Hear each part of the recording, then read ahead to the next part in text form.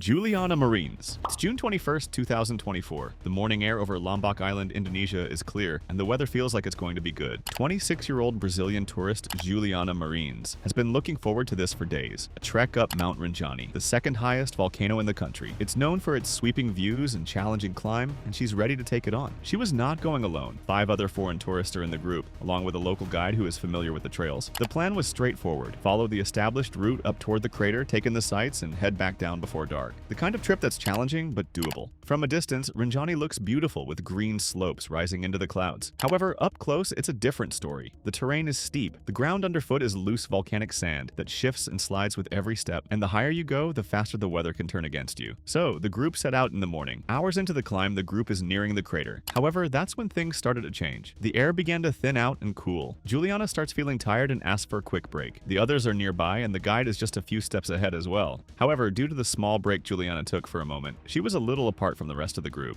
That's when it happens. She moves to adjust her footing, and the sand gives way. She slips, and in seconds, she's gone over the edge. The fall is brutal. She drops roughly 150 meters down the cliffside before coming to rest on a rocky ledge. Somehow, she survives. People above can hear her calling for help. They can see her moving. She's conscious. There's a chance to save her. Rescue teams are alerted right away, but getting to her is almost impossible. Fog rolls in and out. The slope is nearly vertical, and every step threatens to send rescuers sliding down the same chute of sand and rock. The next day, June 22nd, drones are sent in to scout the area. One of them spots her, still alive, still 150 meters below the trail. But the weather keeps shutting down rescue attempts before they can reach her. Then, on June 23rd, everything changes. Juliana falls again. This time, she plummets another 450 meters. She's now roughly 600 meters below where she first slipped. On a mountain like Rinjani, that's almost unreachable. Then on June 24th, a thermal drone picked up a heat signature near the crater wall. When rescuers finally got there, it was too late. Juliana was gone. Later, the autopsy showed that the second fall caused massive internal injuries and bone fractures.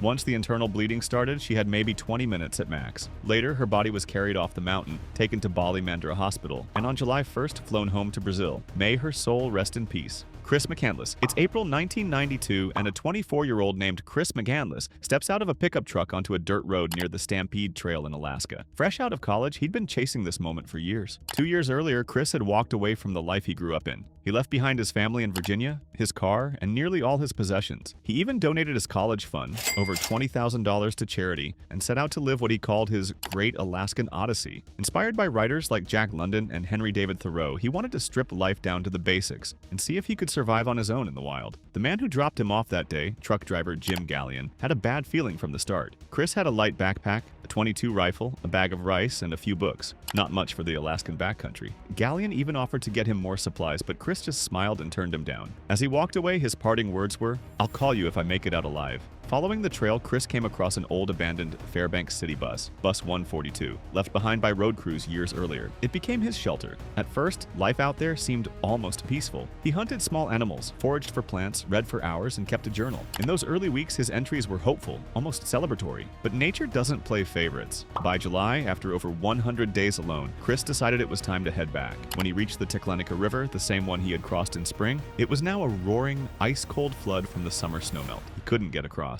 That day, his journal entry was just 3 words: trapped in wild. With no way out, he returned to the bus. Food became harder to find. His notes grew shorter, more desperate. At some point, he may have eaten wild plant seeds that, when moldy, can stop the body from absorbing nutrients. Even though he was still eating, his body was starving. By August, he was too weak to hunt or forage. His last journal entry read simply, "Beautiful blueberries." Sometime soon after, he died alone in bus 142. 2 weeks later, a group of hunters came across the bus and found his body. His body was then taken for autopsy, and absolutely no signs of injury were found, which led everyone to believe that his cause of death was most probably starvation. Aaron Gibbons. It was a clear summer day in Hudson Bay when 31-year-old Aaron Gibbons took his 3 daughters out to Century Island. For generations, Inuit families had gone there to collect bird eggs, a tradition that connected them to their ancestors. But this island had another reputation too. It was polar bear territory. And in summer, when food was scarce, the bears got desperate. The girls wandered along the rocky shore searching for nests when everything changed in seconds. A starving polar bear appeared from the brush, its fur ragged, its frame thin, but its eyes locked on one of Aaron's daughters. It broke into a charge. Aaron had brought his rifle for protection, but it was still sitting in the boat. There was no time to get it. Instead, he ran straight toward the bear, putting himself between it and his children. What followed was complete chaos. The bear slammed into him with crushing force. Unarmed, Aron fought back with everything he had, shouting at his daughters to get to safety. But the animal was too powerful. It mauled him with its claws, its jaws tearing into him.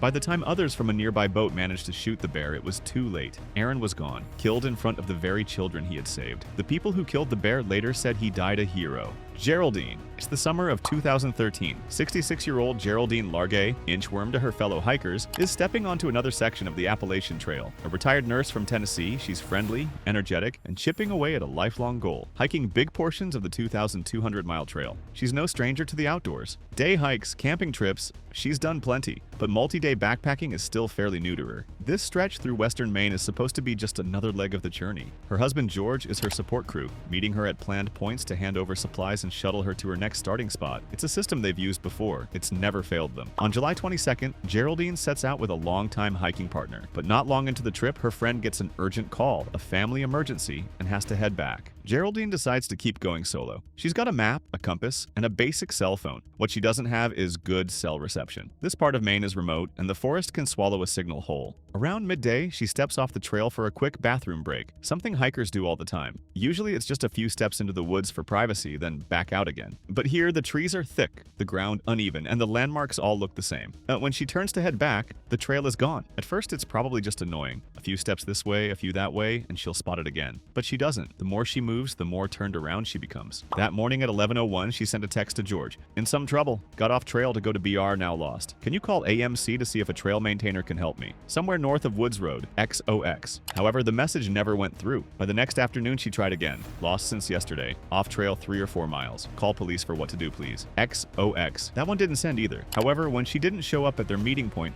George called it in. Search teams flooded the area, combing the woods, calling her name. At one point, rescuers passed within 100 yards of where she was camped, but the forest was so dense they had no idea. Geraldine does everything she can to survive. She builds a small camp in a clearing, rations her food, and searches for edible plants. She makes signal fires, ties clothing to a branch to wave at aircraft, and even hikes to higher ground, hoping for a bar or two of cell service. But nothing worked. Throughout this turmoil, she also kept a journal. In it, she wrote about the weather, her supplies, and what she was going through. The first notes were steady and clear, but as the days passed, the handwriting weakened, lines wobbling as though the pen itself was getting tired. On August 6th, she wrote what would become her final message. "When you find my body, please call my husband George and my daughter Carrie. It will be the greatest kindness for them to know that I am dead and where you found me, no matter how many years from now. Please find it in your heart to mail the contents of this bag to one of them." She likely died on August 18th, 26 days after she first got lost. More than 2 years later, in October 2015, a forestry worker found her remains. She was found less than 3,000 feet from the trail. So close, yet impossibly far. Aron Ralston. In April 2003, 27-year-old Aron Ralston headed out for a weekend in Utah's Blue John Canyon. He wasn't new to this. He was an experienced mountaineer and canyoneer, someone who thrived on pushing himself to the limit. But before he left, he made one mistake, one that almost cost him his life. He didn't tell anyone where he was going. On the morning of April 26th, he parked his truck in the desert and started his solo descent into the narrow, twisting sandstone canyons. His pack was light, a bit of water, a couple of snacks, a cheap multi-tool, climbing gear, and a video camera. This was supposed to be a quick, challenging trip, nothing more.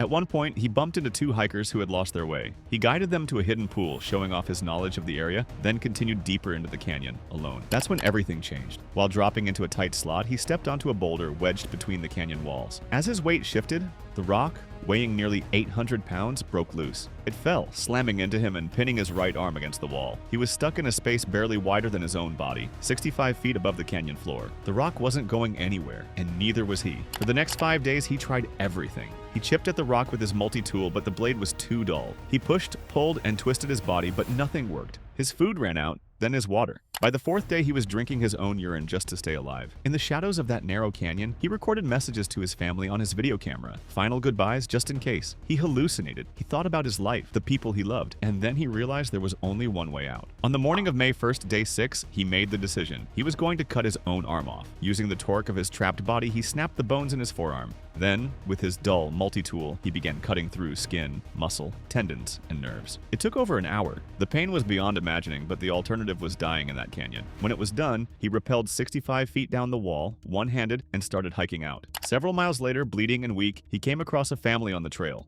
They gave him water, and rescuers arrived soon after. Aron Ralston survived, but lost his right arm below the elbow. He later said the experience changed how he saw life, and now, no matter what, he always tells someone where he's going.